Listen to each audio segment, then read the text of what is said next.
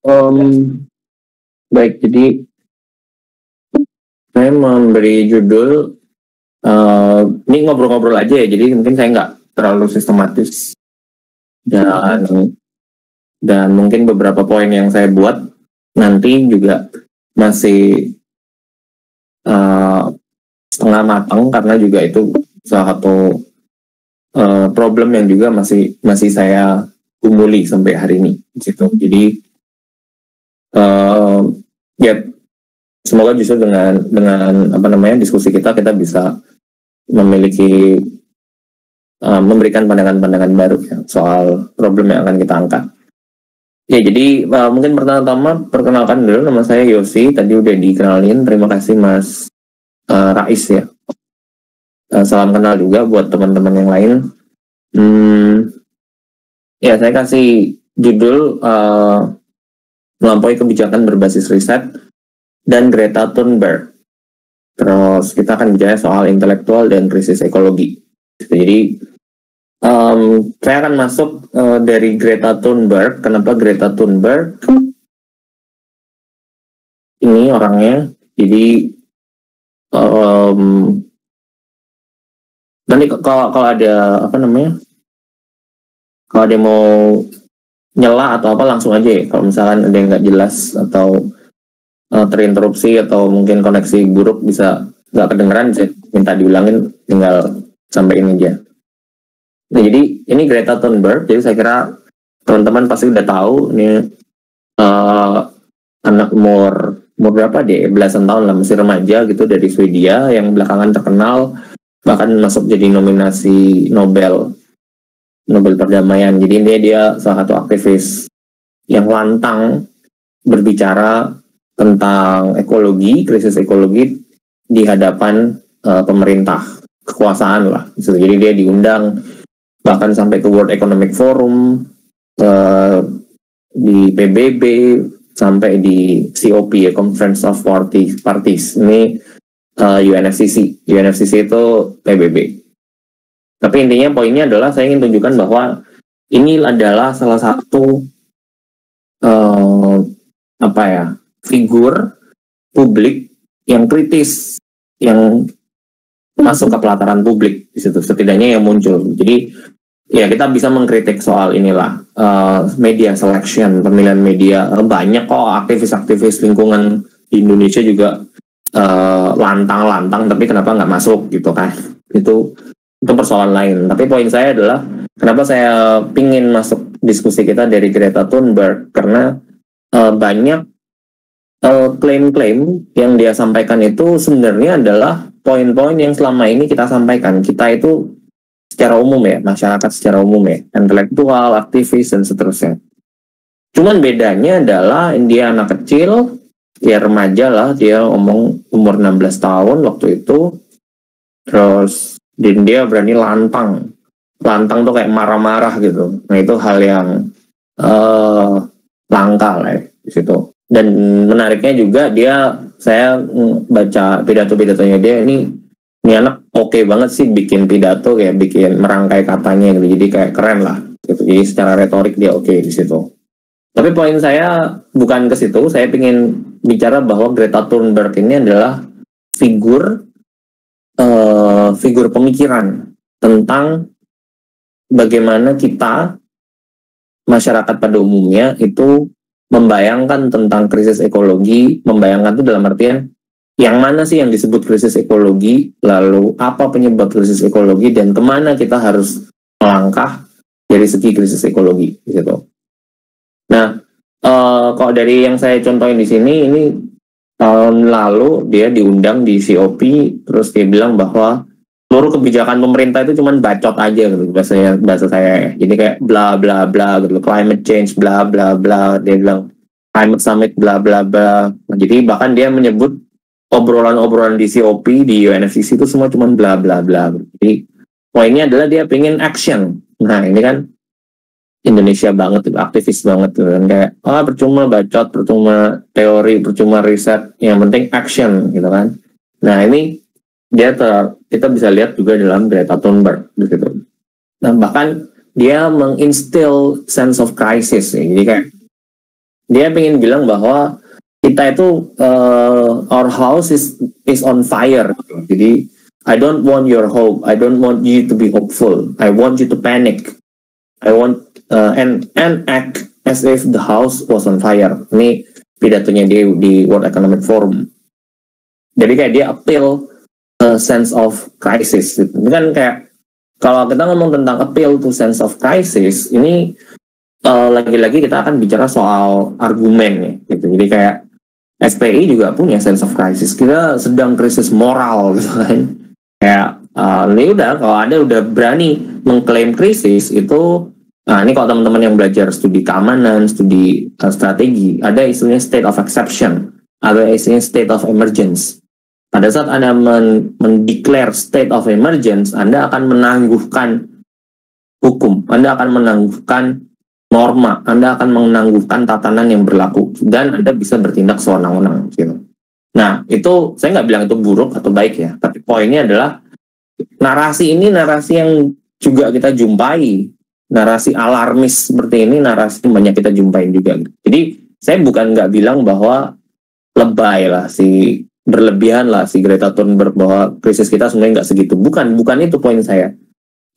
Poin saya adalah kita harus lihat bagaimana pemikiran itu muncul di ruang publik sebagai kritik terhadap kekuasaan itu dengan mengolok-olok kekuasaan itu sebagai bacot aja gitu kan. Yang ini saya tunjukkan bahwa dia ingin menunjukkan bahwa kita kurang tindakan yang nyata gitu. Bahkan saya baca saya lupa wawancaranya dia di mana ya, New York Times atau Washington Post, itu menarik. Itu dia bilang pandemi ini mengajarkan kita satu hal, bahwa bisa loh kita bertindak di dalam krisis gitu. Jadi kayak pandemi ini dianggap krisis, bisa loh kita bertindak secara cepat dan terkoordinasi secara global. Yang dia sayangkan adalah kenapa itu tidak dilakukan terhadap ekologi situ. Nah, yang saya mau fokus di sini kan saya disuruh ngomong tentang intelektual ya.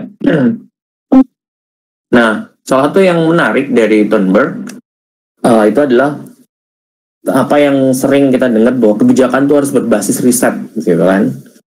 Obama itu terkenal we have to follow science, gitu kan. Terus, nah Greta itu juga salah satu yang menekankan bahwa istilah tentang listen to science, listen to scientists. Jadi bahwa dia ingin tunjukkan bahwa semua dokumen-dokumen penelitian itu menunjukkan bahwa pemanasan global itu nyata, bahwa ozon itu depleting, menipis, terus dalam 2030 itu akan hilang beberapa kota karena kutub itu mencair dan seterusnya gitu kan. Dan itu semua karena fundamentalisme ekonomi dan seterusnya gitu. Jadi poinnya adalah dia ingin tunjukkan bahwa kalian tuh kok nggak bergerak sih, padahal udah banyak loh ilmuwan yang ngomong itu gitu. Nah, ini semua itu mirip juga dengan yang umumnya kita sampaikan gitu. Kita masyarakat pada umumnya ya, bahwa ini loh ada penelitiannya, ini ada penelitiannya, ini ada penelitiannya di situ. Jadi nah, itu figur Greta Thunberg yang bagi saya ingin memotret dia sebagai figur pemikiran yang muncul ke ruang publik di situ. Bahkan tidak hanya di negaranya sendiri, tapi di internasional.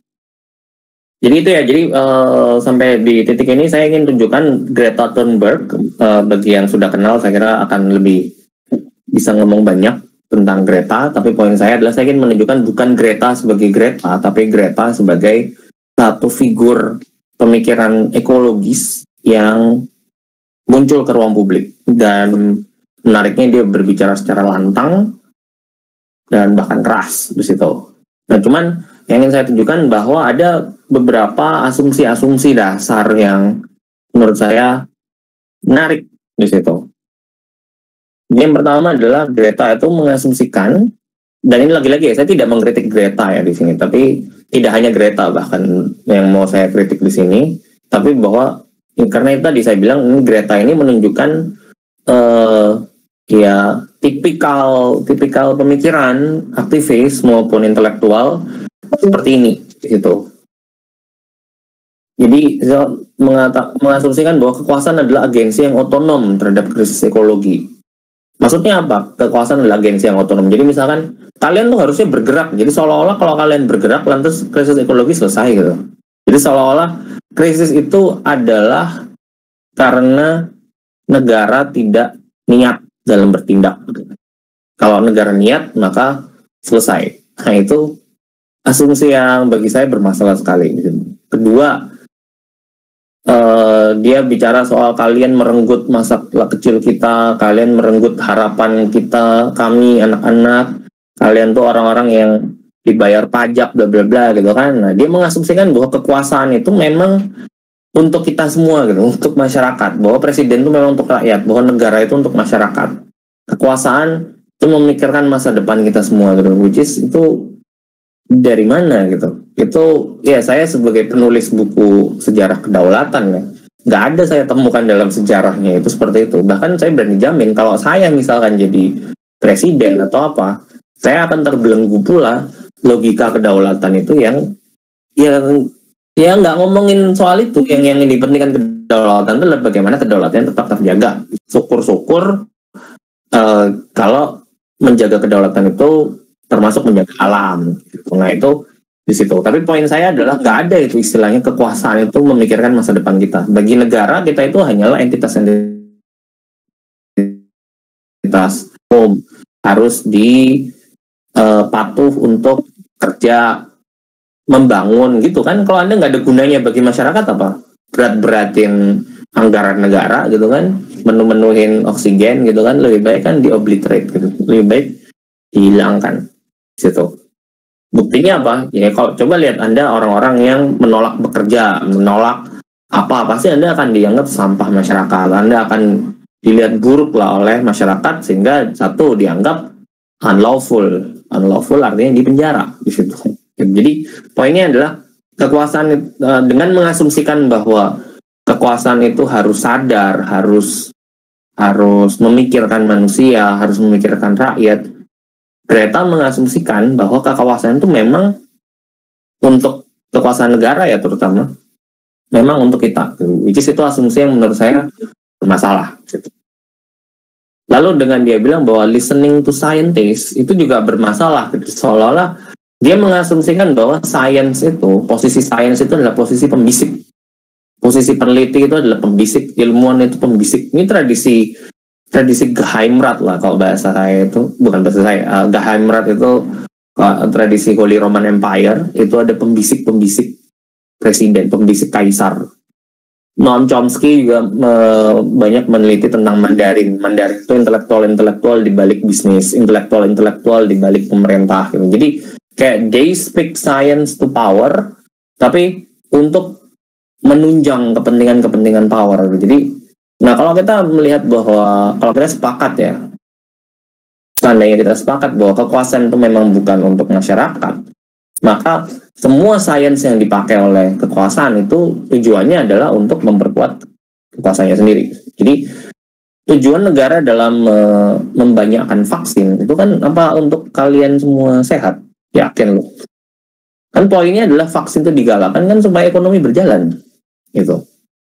Jadi sederhana lah itu. Jadi negara dalam misalkan mengentaskan kemiskinan itu bukan negara ingin mengentaskan kemiskinan, tapi negara ingin kedaulatannya sebagai pengentas kemiskinan itu terjaga. Jadi ini bukan sekedar kritik negara ya, ini lebih ke arah objektif loh, pandangan objektif.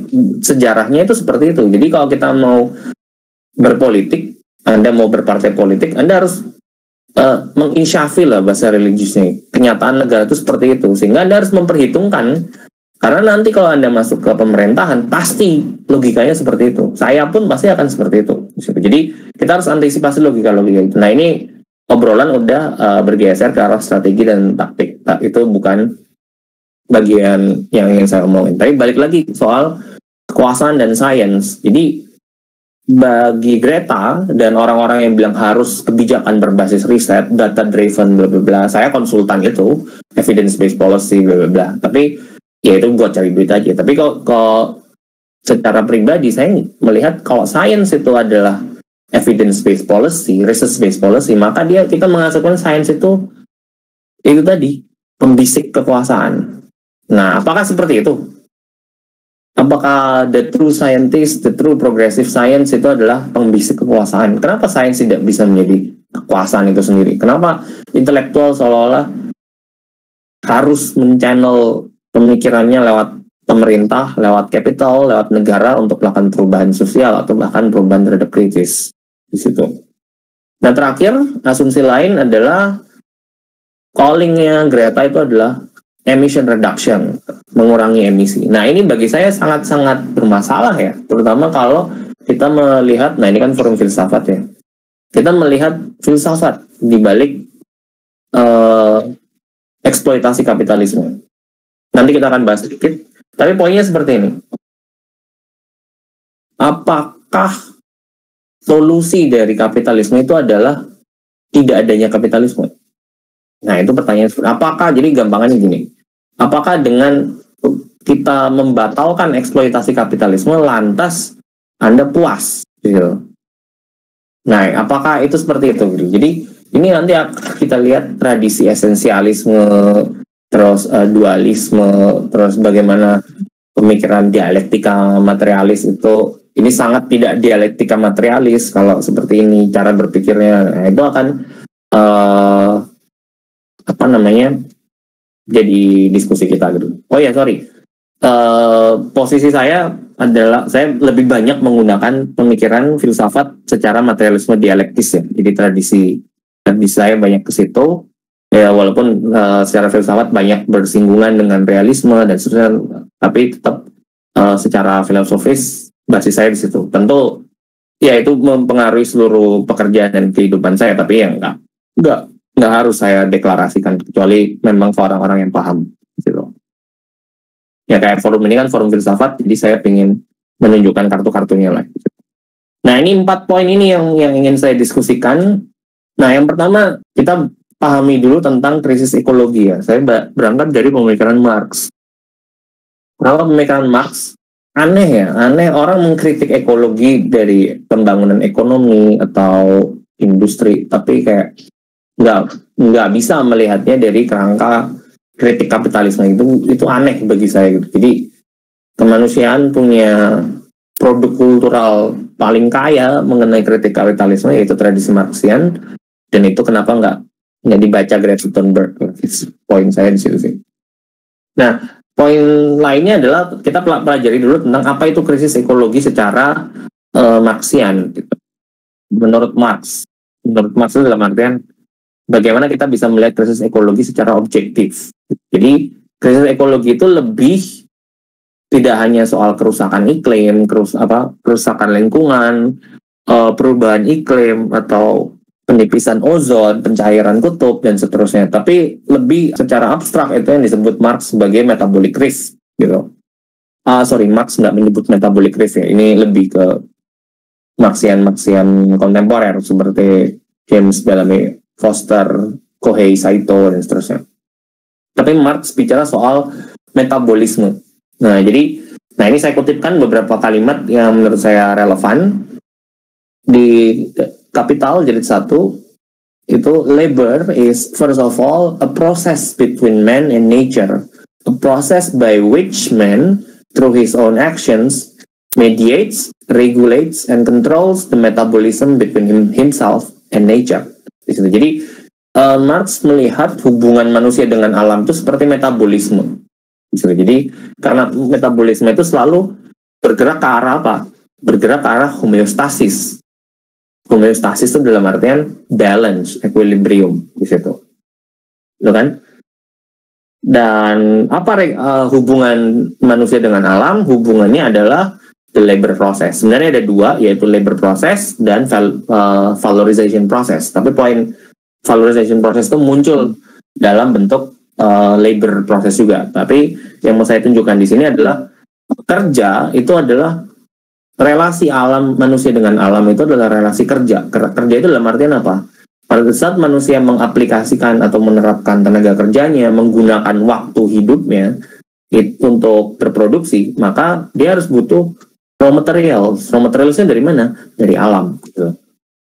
Jadi ini banyak nih Marxis atau orang-orang yang baca Marx atau apa terus bilang bahwa labor itu adalah sumber dari segala nilai.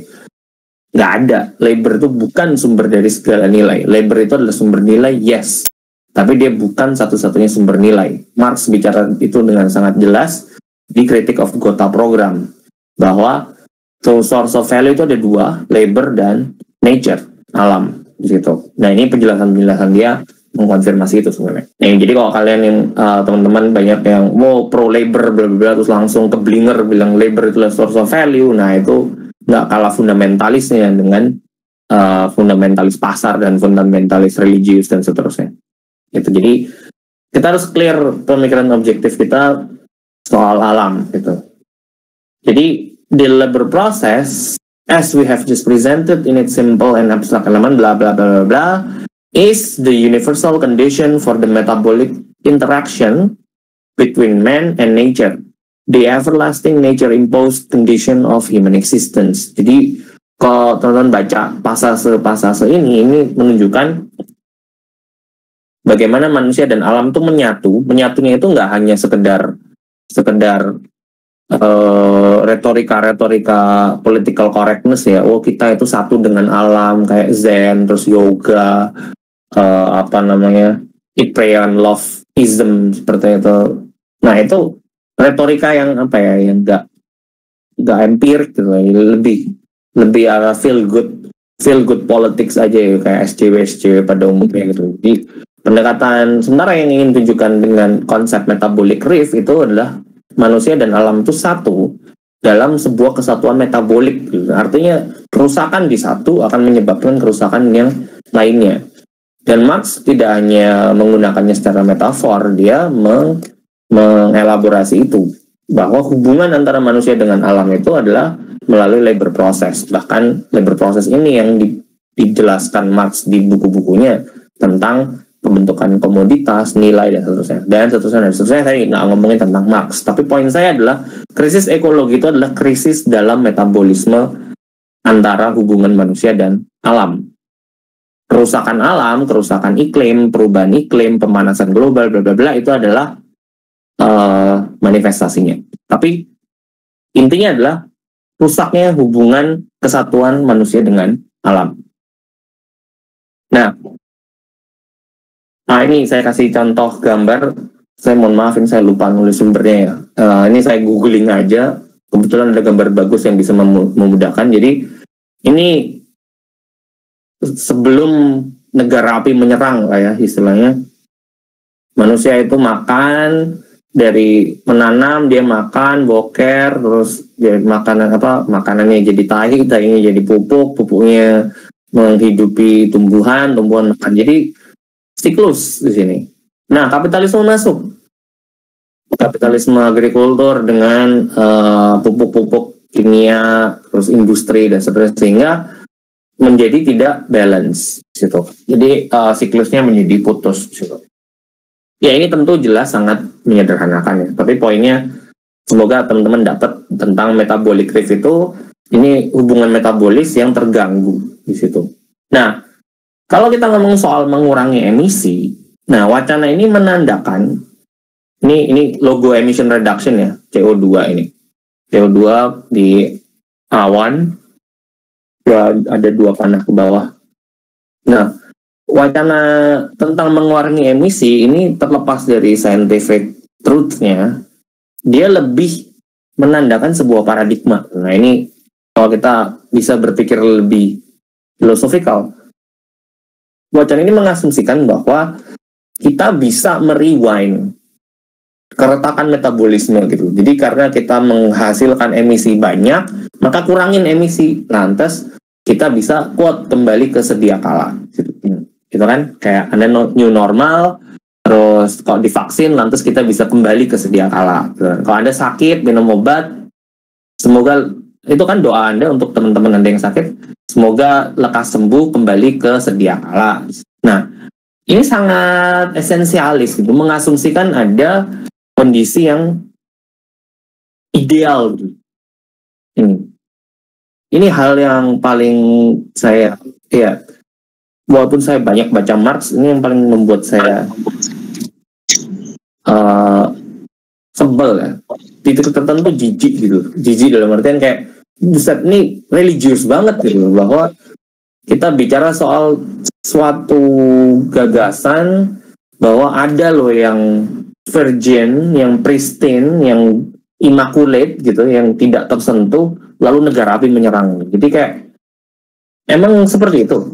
Emang kehidupan sebelum kapitalisme itu seharmonius itu lah, sedamai itu kah?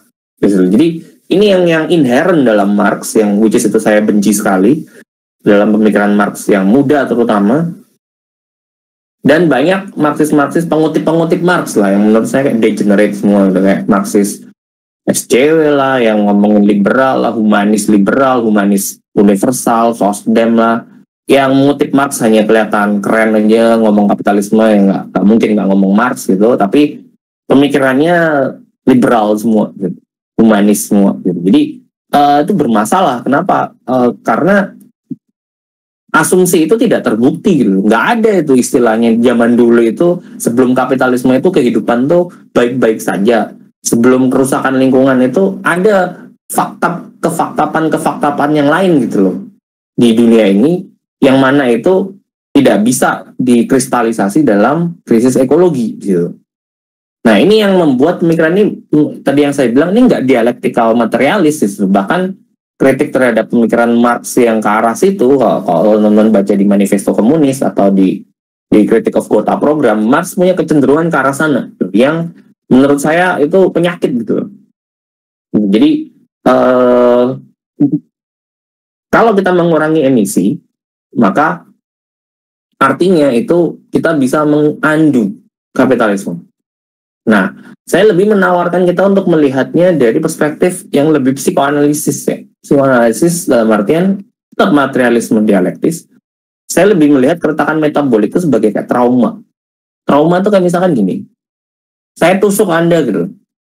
Saya tusuk Anda di perut hampir mati gitu. Udah, terus tiba-tiba saya minta maaf sama Anda, saya bayarin semua pengobatan Anda sampai Anda sedia kala. Sampai kita baikan gitu. Pertanyaan saya, Anda masih ingat nggak momen saat saya menghujamkan belati itu di perut Anda gitu? Pasti masih ingat lah. Dan itu pasti trauma di situ. Jadi nggak bisa semua itu bisa dibatalkan begitu saja gitu. Bahkan kalau saya boleh pakai istilah yang politically incorrect ya, kalau Anda diperkosa gitu, terus pelakunya udah minta maaf dan seterusnya, terus Anda maafkan, Anda masih ingat pastilah ya, dan pasti dia tidak hanya Anda ingat, itu akan mengubah seluruh kehidupan Anda, struktur kehidupan Anda gitu. Nah, saya lebih melihat krisis itu sebagai sebuah trauma. Jadi trauma itu dalam artian dia akan terus dalam trauma itu there is no turning back, nggak ada itu istilahnya balik gitu. Nah, yang ada adalah we have to move forward. Kita harus move on, bergerak maju. Jadi karya studi-studi tentang trauma itu bicara tentang post traumatic stress disorder dan seterusnya. Nah, beberapa pendekatan psikoanalisis yang saya sangat tertarik itu mereka melihat trauma itu punya potensi progresif. Dalam artian apa? Kondisi kita hari ini untuk mengubah pikiran kita harus dibikin trauma. Anda yang tidak bisa berubah pikiran tentang bahwa hidup itu pasti harus kapitalisme, pasti harus bekerja dan seterusnya, satu-satunya cara untuk mengubah pemikiran orang-orang seperti ini adalah dibikin trauma gitu.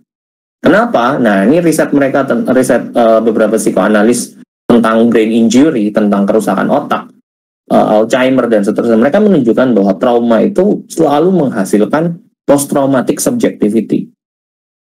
Post-traumatic subjectivity itu adalah subjek yang benar-benar berbeda dari yang lama. Orangnya sama, tapi subjektivitasnya totally 180 derajat berbeda. Nah, ini menarik. Kenapa? Karena materialis dalam artian kita bisa melihat bahwa ada kontradiksi internal dalam things. Ini agak filosofis sedikit ya. Materialisme itu, nah ini kita harus clear ya, materialisme itu bukan selalu ngomongin tentang basis material gitu. Itu kesalahan fundamental orang-orang yang selalu ngomong materialisme itu selalu ngomong tentang materialisme, materi yang konkret. Oh, bukan. Kalau kita ngomong materialisme itu selalu ngomong yang konkret, yang tampak di depan mata, yang sensibel, bla bla bla. Itu yang disebut Lenin sebagai empirisisme naif di situ. Jadi empirisisme naif itu bukan materialis di situ. Nah, materialisme itu percaya bahwa berangkat dari gagasan bahwa segala sesuatu itu adalah abstraksi di situ poinnya gitu. Jadi karena dia abstraksi, dia ada proses-proses yang mendahulinya. Jadi menariknya seluruh yang konkret yang kita anggap konkret dalam materialisme, terutama materialisme dialektis, semua yang kita anggap konkret bagi materialisme dialektis itu abstrak. Kenapa abstrak? Karena dia adalah hasil abstraksi. Misalkan Anda lihat handphone Anda itu konkret, seolah-olah tidak bagi materialisme dialektis. Dia abstrak. Kenapa? Karena dia dia adalah abstraksi dari proses-proses labor, proses-proses valorisasi, proses-proses historis di belakangnya yang Anda nggak bisa lihat. Gitu. Artinya, ada kontradiksi di dalam eksistensi handphone Anda, gawai Anda. Jadi dia terbelah antara dimensi aktualnya dengan dimensi historisnya. Nah, singkatnya itulah. Jadi materialisme itu selalu melihat bahwa ada yang kontradiksi di dalam things di situ. Nah, kontradiksi inilah yang membuat segala sesuatu itu bisa berubah. Kapitalisme itu bisa inovasi karena dia selalu mengatasi, overcoming kontradiksi-kontradiksi internalnya gitu. Jadi sialnya yang bisa mengatasi kontradiksi internal kapitalisme itu bukan kelas pekerja gitu. Imbasnya tuh selalu kena ke kelas pekerja, tapi kelas pekerja nggak pernah bisa seize the moment, mengambil momennya itu untuk memanfaatkan krisis-krisis itu untuk kepentingan mereka. Tapi selalu kapitalisme sendiri yang mampu mengatasi krisis-krisis itu.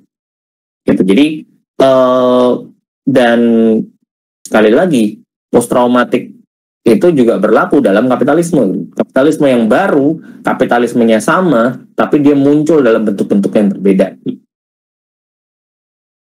Nilai seni, dulu nilai seni, sekarang nilai NFT misalkan. Dulu uang, sekarang kita ngomong cryptocurrency. Tapi tetap old wine in a new bottle gitu. Jadi anggurnya tua tapi bentuknya baru. Jadi kebaruan-kebaruan ini sebenarnya adalah hasil abstraksi proses sejarah yang sebenarnya ajak, yaitu adalah kontradiksi kapitalisme dalam mengatasi kontradiksi-kontradiksinya. Inovasi kapitalisme dalam mengatasi kontradiksi-kontradiksinya. Nah, di level hubungan metabolisme manusia dengan alam tentu ada kontradiksi. Banyak kontradiksi-kontradiksi manusia kapitalisme alam misalkan. Nah, itulah yang berupaya untuk dilawan oleh kapitalisme itu sendiri, yaitu dengan teknologi-teknologi pembangunan berkelanjutan, teknologi hijau, green economy, blue economy, environmental friendly, eco-friendly, dan seterusnya. Jadi, bagi saya, kalau ngomong tentang yang paling konkret dalam mengatasi kerusakan alam, kapitalisme sendiri yang paling konkret. Gitu. Teknologi-teknologi yang mereka yang muncul dari kapital itu dari bagaimana modal itu membiayai penelitian-penelitian yang cutting edge untuk mengurangi kerusakan alam, mengurangi emisi, solar panel dan seterusnya. Mereka lebih konkret gitu. Jadi persoalannya lebih ke filosofis di situ.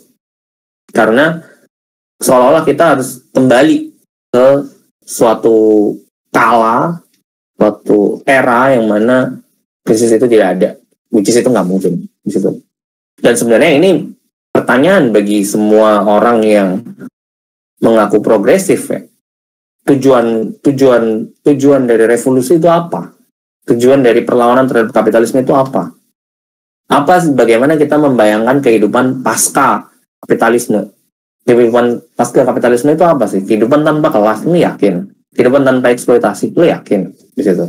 Nah, ini yang menurut saya perlu mulai kita tanyakan ya, sebagai intelektual atau orang yang mikir lah gampangannya, yang baca juga, jika mulai mempertanyakan asumsi-asumsi dasar kita yang membuat kita bergerak di situ.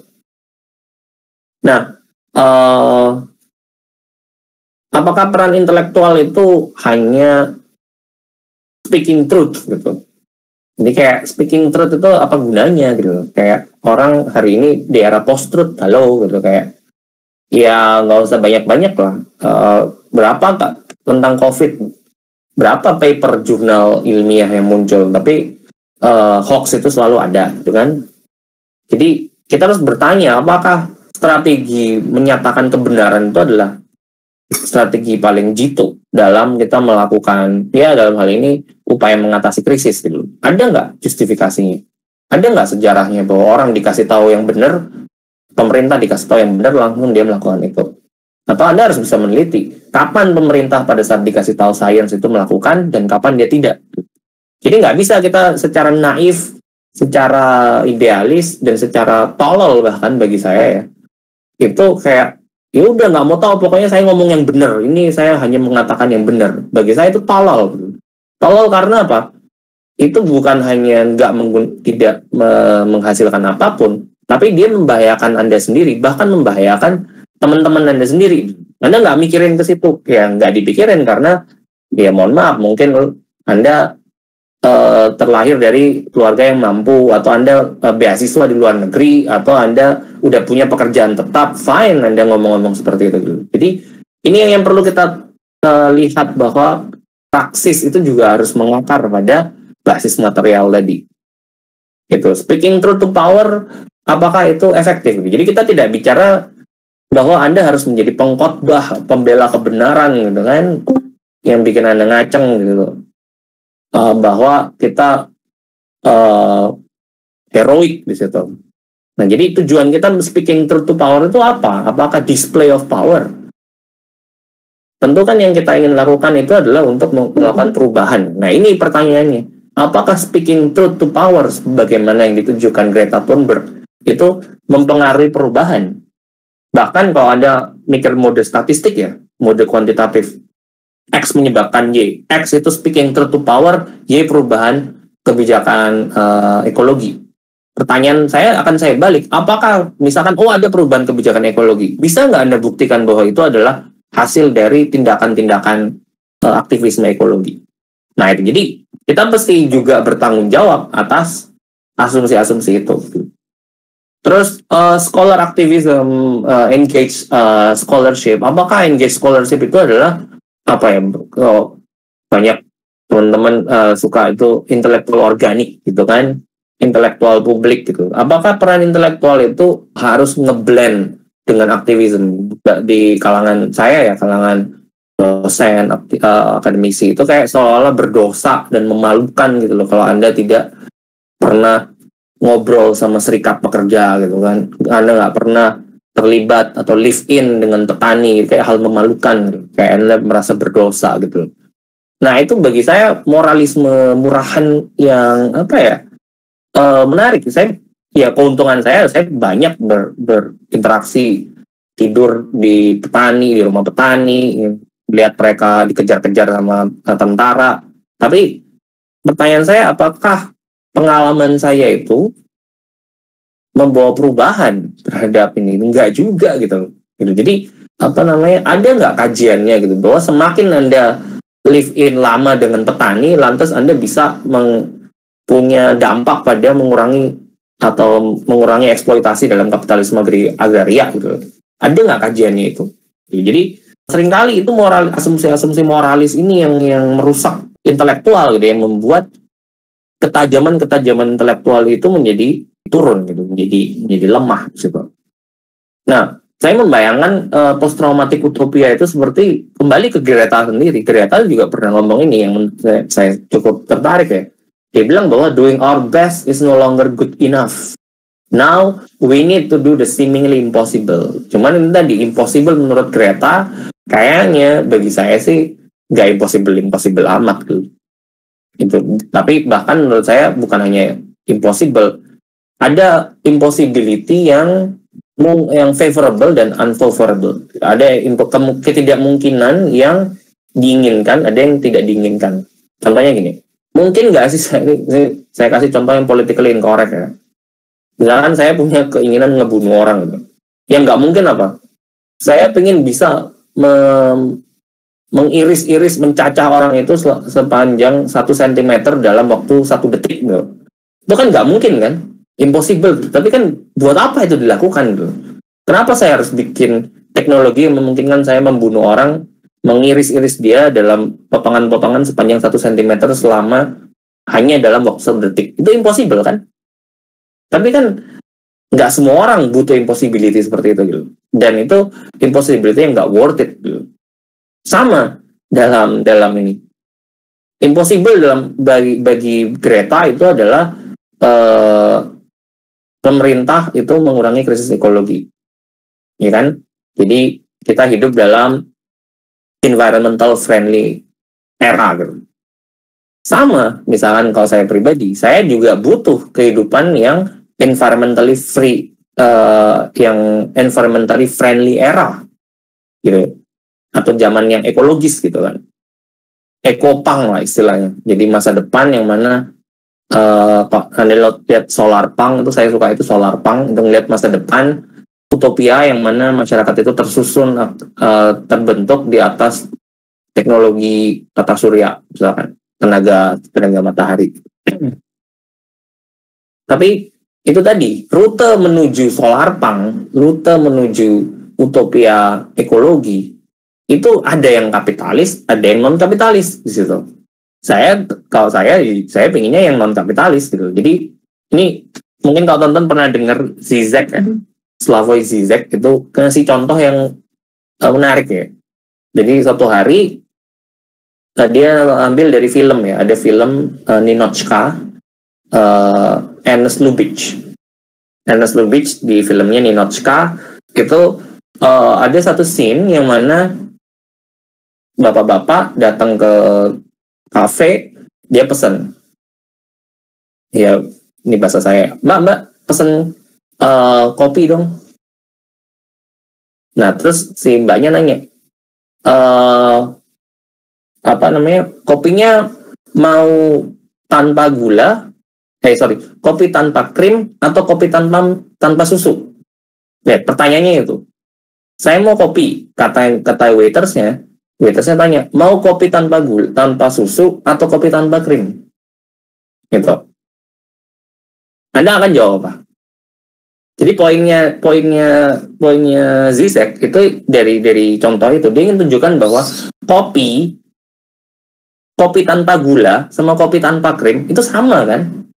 Tapi jalurnya berbeda gitu. Sama. Zaman ekologis itu sama, tapi ada zaman ekologis yang kita sampai tanpa kapitalisme, dengan ada yang dengan kapitalisme. Jadi when we talk about something impossible, sesuatu yang utopia, kita jangan hanya fokus pada narasinya, tapi kita harus bisa lihat bahwa apa yang tersembunyi di balik gagasan utopis itu. Gitu. Nah itu yang menurut saya post-traumatic utopia itu kita harus bisa bahkan merangsek impossibility yang nggak worth it gitu loh. Impossibility yang unfavorable. Jadi sama-sama impossible. Greta juga pengen yang impossible, SJW atau political correctness ekologis, aktivis ekologis yang liberal juga pengen sesuatu yang seemingly impossible. Kaum progresif yang anti kapitalis juga itu sama-sama impossible, tapi yang lebih worth it yang mana gitu. Nah itu kita harus punya minimum awareness, kesadaran minimum ya di situ. Nah ini yang bagi saya masih, kalau Anda tanya konkretnya gimana peran intelektual, saya juga masih nggak tahu gitu. Tapi yang saya tahu pasti adalah bahwa nah ini mungkin bias ya, karena saya juga profesi saya di situ, lalu saya memang hidup secara profesional di situ, dan saya melihat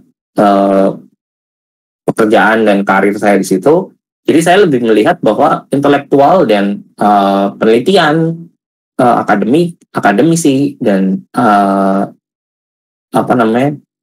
kognisi, kerja-kerja yang sifatnya kognitif, intelektual itu punya peran penting dan bukan hanya peran yang pembisik di situ. Jadi sering ya kalau saya ketemu teman-teman serikat itu saya dianggap mereka minta bisikan dari saya gitu. Jadi kayak saya dianggap pembisik, saya dianggap oracle gitu. Oracle tuh kayak ya yang paham secara teoris, punya penelitian. Tapi tetap mereka masih menganggap bahwa saya memberikan justifikasi, memberikan inspirasi gitu. Jadi tetap mereka yang di depan. Nah, saya bukan bilang bahwa saya ingin di depan. Bukan, poin saya adalah bagaimana kerja-kerja intelektual itu tidak menjadi pembisik di situ.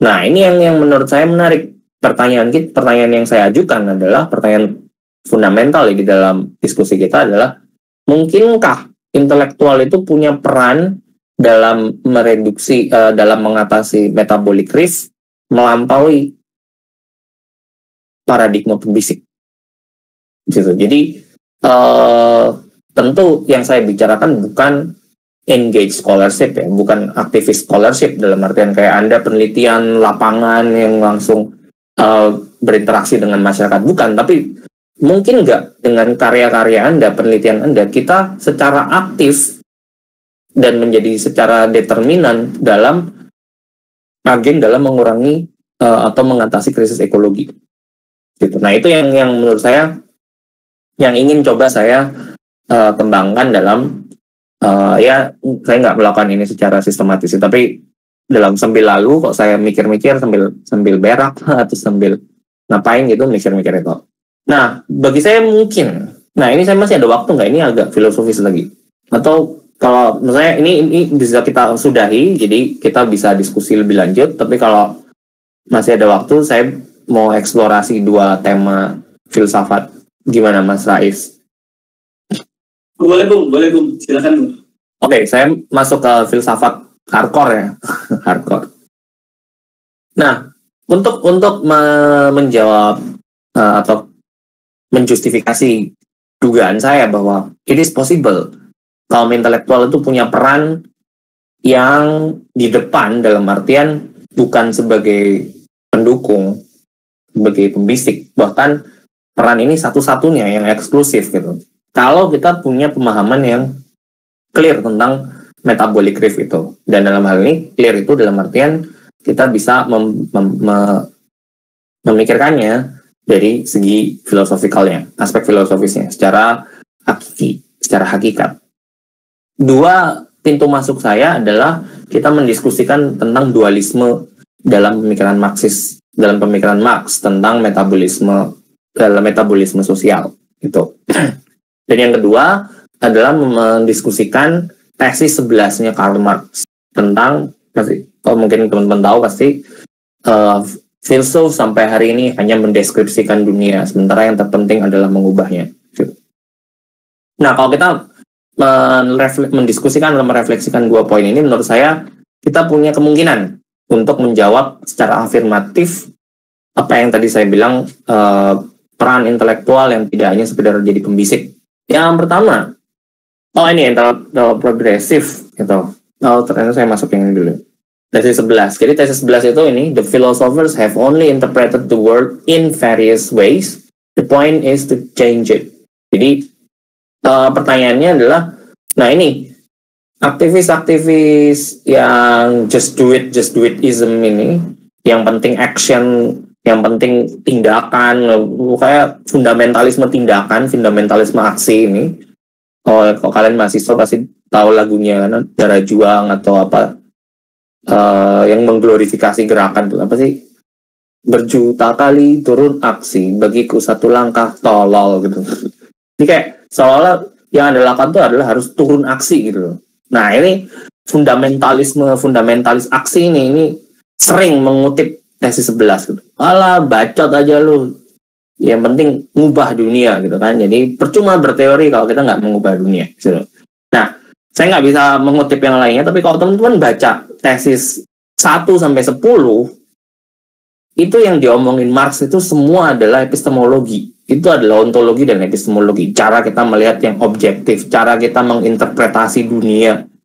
Nah itu, jadi kalau Anda membacanya tesis 11 itu adalah, poinnya adalah mengubah dunia, itu salah total, salah kaprah gitu. Kenapa? Karena yang ingin ditunjukkan oleh Marx itu adalah bukan hanya sekedar interpreting the world without changing it, tapi bukan juga bahwa kita menginterpretasikannya lalu kita mengaplikasikan. Nah ini paradigma pembisik itu adalah paradigma aplikatif, paradigma terapan, paradigma teknokrasi di situ.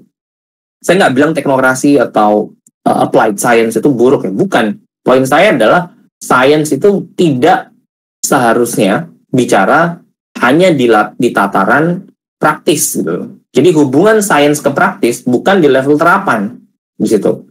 Kita harus mulai bisa membayangkan bahwa sains bahkan di levelnya yang paling filosofis itu punya kapasitas mengubah dunia.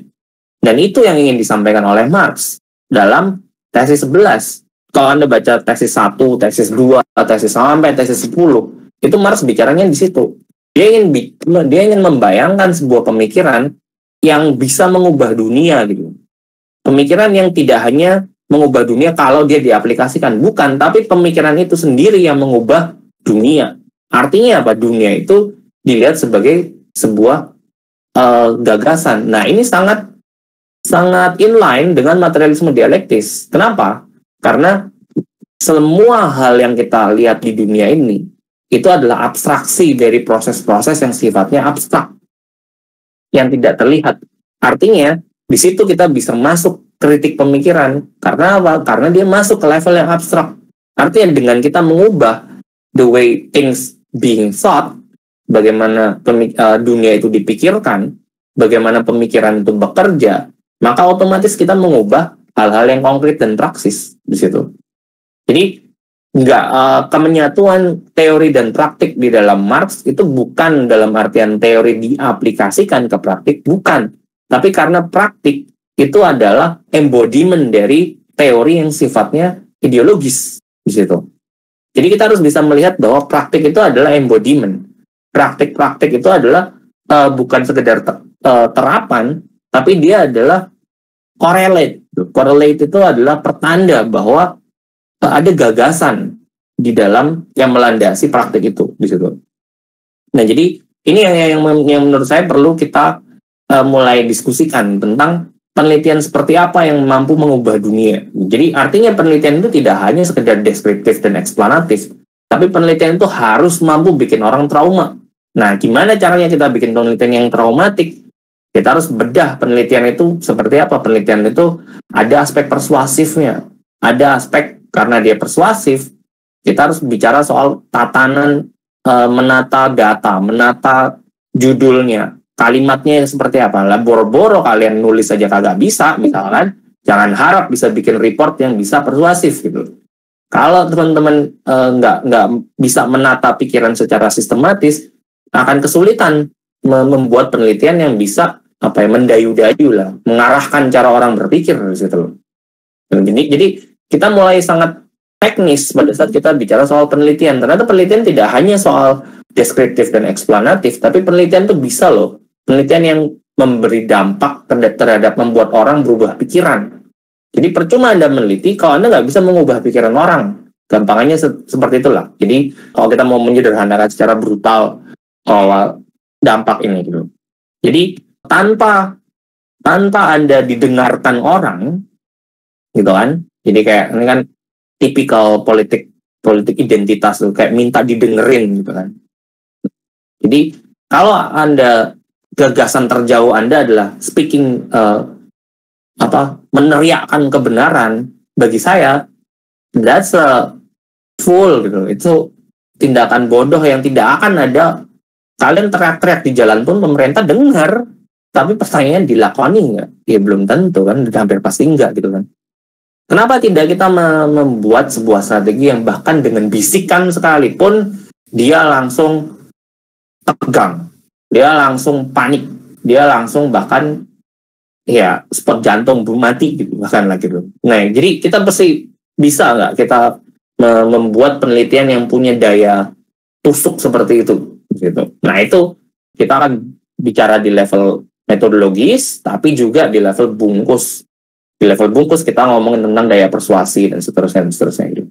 Nah, itu kemungkinan pertama tentang mungkin nggak sih penelitian itu tidak hanya ngebisikin gitu. Jadi kita tidak perlu didengarkan, tapi kita membuat orang dengar itu ya. Kalau Anda belajar psikologi, itu kan nggak harus saya ngomong ke telinga Anda gitu. Ada teknik priming misalkan. Teknik priming itu adalah mengintervensi lingkungan Anda, misalkan Anda pingin semangat gitu, ya cat aja ruangan Anda, cat warna kuning atau orange gitu, atau Anda pasang di handphone Anda wallpaper kata semangat gitu, itu cukup gitu. Jadi dengan setiap kali Anda baca, Anda mengutarakan kata semangat gitu. Nah, itu kan persuasif itu, yang punya sifat hipnotik bahkan gitu. Nah, itu mungkin loh kita bisa kita lakukan. Jadi itu kemungkinan pertama bahwa riset itu mungkin untuk tidak hanya menjadi pembisik, tapi dia bisa menjadi ujung tombak dari perubahan, dalam hal ini perubahan terkait krisis ekologi. Yang kedua, suplemen kedua adalah tentang dualisme Kartesian. Nah, ini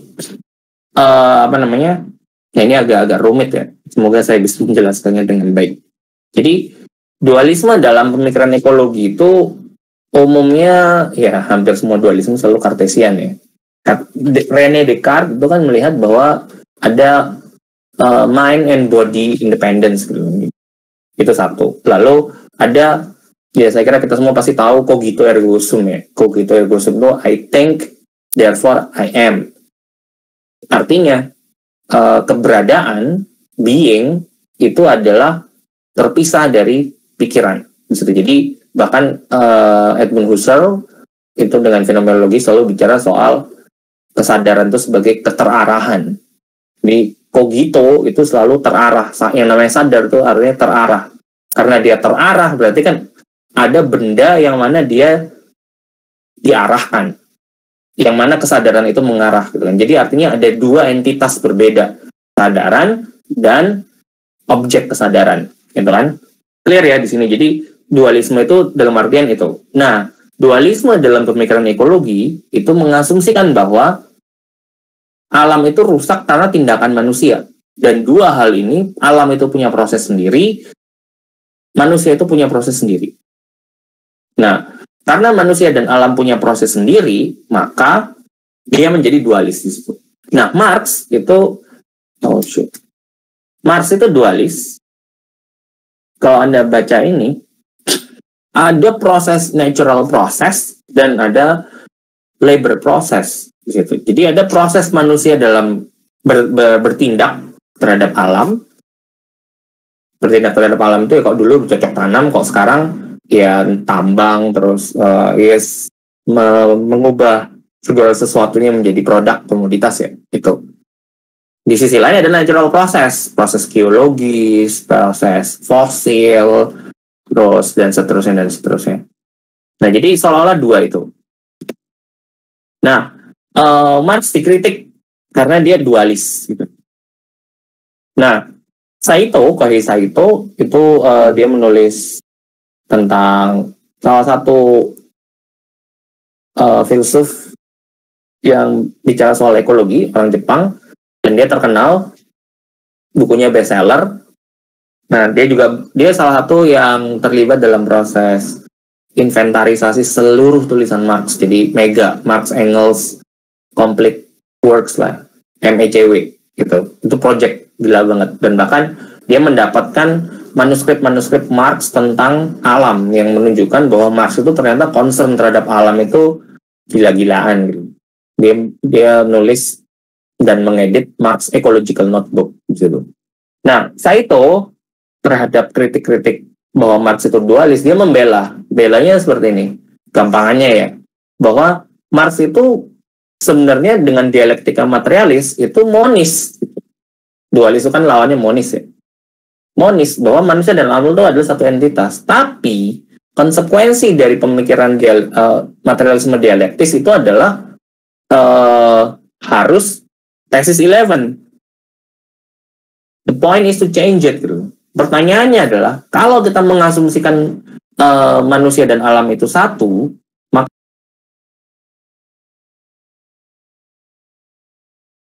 karena kita tidak bisa melokasikan perubahannya, maka kita harus menganalisis alam dan manusia seolah-olah garis bawah secara terpisah. Kenapa? Kalau teman-teman lihat gambar ini manusia, oke, ini alam.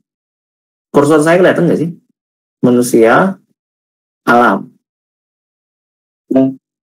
Kelihatan ya kursor saya. Nah, kalau teman-teman lihat di sini, ini seolah-olah ada riff di sini, ya kan? Nah, ini riffnya di sini, retaknya di sini.